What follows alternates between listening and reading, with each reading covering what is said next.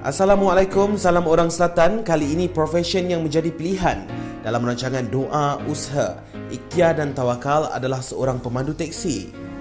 Pemandu teksi merupakan salah satu kerjaya yang menjadi pilihan masyarakat di Malaysia.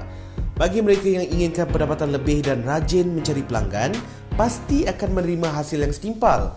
Ini kerana pendapatan yang diterima pemandu teksi bukanlah pendapatan bulanan, tetapi bergantung kepada usaha mereka untuk mencari rezeki.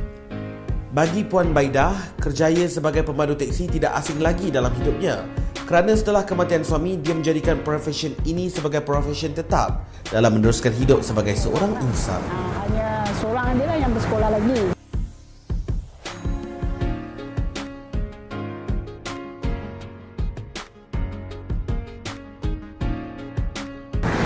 Dari asal saya mendapat kerjaya bawa teksi ni, dahulunya almarhum suami saya memang pemandu teksi, memang asal di sini. Jadi dengan sokongan kawan-kawan dan yang kawan-kawan baik arwahnya, saya diberi peluang lah untuk mencari rezeki sebagai pemandu teksi lah. Selama hampir 4 tahun lah. Dulunya sebelum suami saya jatuh sakit, saya bekerja. Lepas dia jatuh sakit dan ialah doktor merasakan dia kritikal, jadi saya berhenti kerja lah.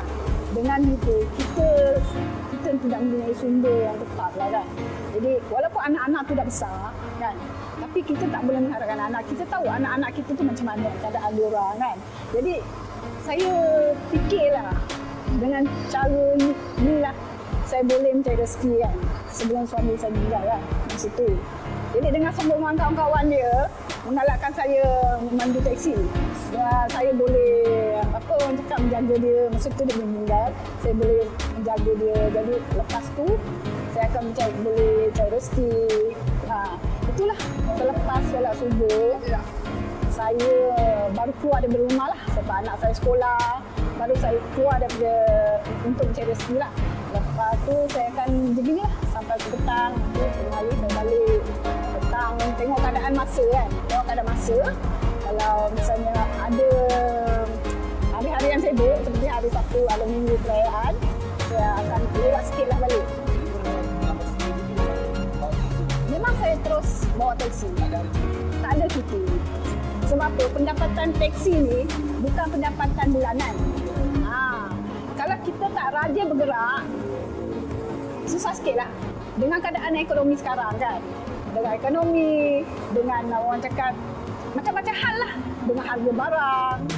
Jadi benda tu kita tak boleh terus senang-senang kan. Senang-senang orang cakap nak relax ke apa kan. Bila kita gaji bulan, okey, kita tak suka tiap bulan duit tu akan ada. Sebab kan mana benda teksi dengan keadaan sekarang ni memang nak katakan sulit lah. Selalunya selepas solat subuh, Puan Baidah biasanya akan menghantar anaknya ke sekolah dan selepas itu barulah dia meneruskan kehidupannya dalam mencari rezeki. Meneliti kehidupannya sebagai seorang pemandu teksi wanita terpancar kecekalan dan ketabahan Puan Baidah selepas tonggak utama dalam hidupnya pergi menghadap Ilahi. Namun Puan Baidah tidak akan sekali-kali memandang ke belakang kerana beliau masih mempunyai tanggungan yang harus diberi keutamaan. Menyentuh skop sebagai pemandu teksi, pelbagai dugaan dan cabaran pernah dilalui oleh Puan Baidah sendiri, termasuklah disambung dan ditipu pelanggan. Antara perempuan dan lelaki memang ada perbezaannya. Sebab perempuan memang mudah terdedah. Bahaya, penipuan kan.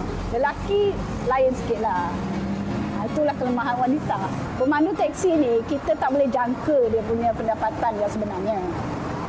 Sebab apa? Bagi saya tak mudah berjalan ke sana sini. Saya hanya di sini ambil penumpang turun ekspres, saya akan balik ke penggalan saya. Itu tak tetap lah. Pendapatan dia tak tetap lah. Sebab apa? Pemandu teksi ni dia akan dikira sewaan dia, minyak dia, kos yang lain. Kos maintenance dia. Sebab teksi dengan kereta pakai berbeza dia. Sebab apa? Teksi ni tiap-tiap bulan maintenance dia akan ada. Di situ kita kena kira. Walaupun kita dapat 200 ke 100 lebih tu, tak semua itu tak bersih. Kadang-kadang kita akan dapat tolak sana, tolak sini. Lebih-lebih 4-50 saja. Dengan keadaan minyak tinggi kan. Itu je lah.